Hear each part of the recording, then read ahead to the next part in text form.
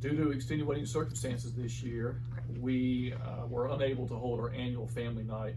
And so as we were thinking about what's a way that we could interact with you, this idea came up of doing a video with our teachers. And so what we decided to put together is a video for each grade, meeting with one of that grade's teachers. And in this case, we have Mrs. Jessica Robinson, and she is in her 13th year at HCA, and she spends a fair amount of time with the 10th graders, and just thought that she'd be in a great position just to talk a little bit with me about what's going on within this class. So, Mrs. Robinson, the first question I have for you is what are we hoping to accomplish? I mean, within the 10th grade, right? So we have 7th, 8th, 9th, 10th all the way through, and there are goals and objectives that we want to see accomplished by the time children finish each one of these grades. And so what are some of those things for the 10th graders?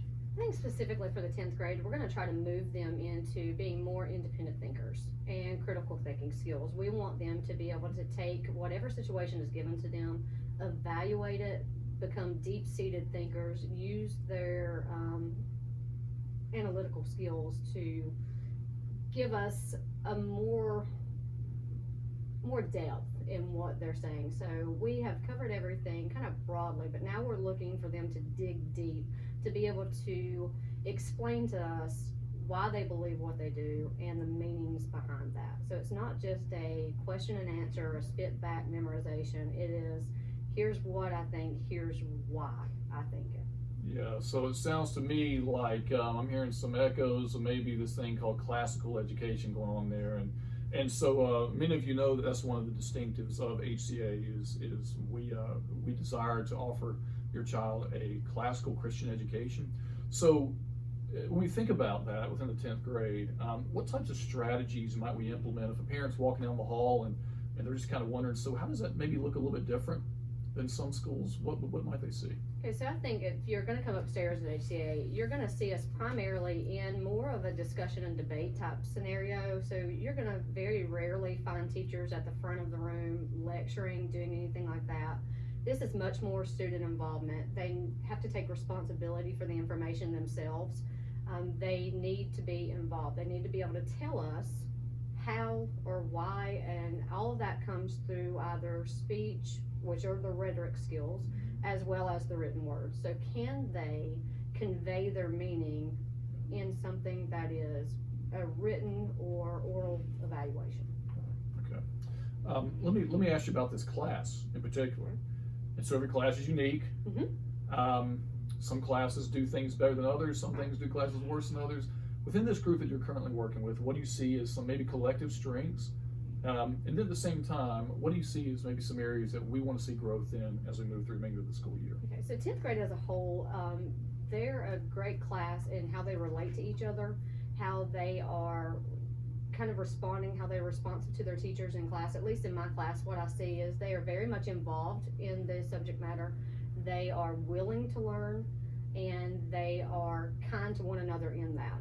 So, and their faith, the real spiritual discussions that we get into, their spiritual applications, I think they're doing really well in as well. Good.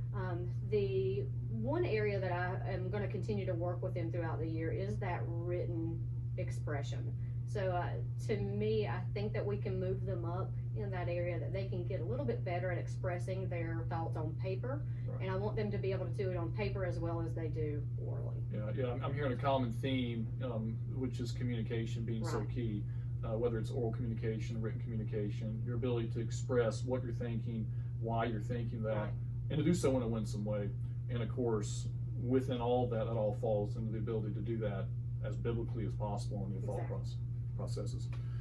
So a lot of parents are probably going, okay, this is great. However, I need to plan things for the future. Okay. And so as we think about really now over the next 6 months, any significant events coming up for 10th graders that you would need to bring us up to speed on?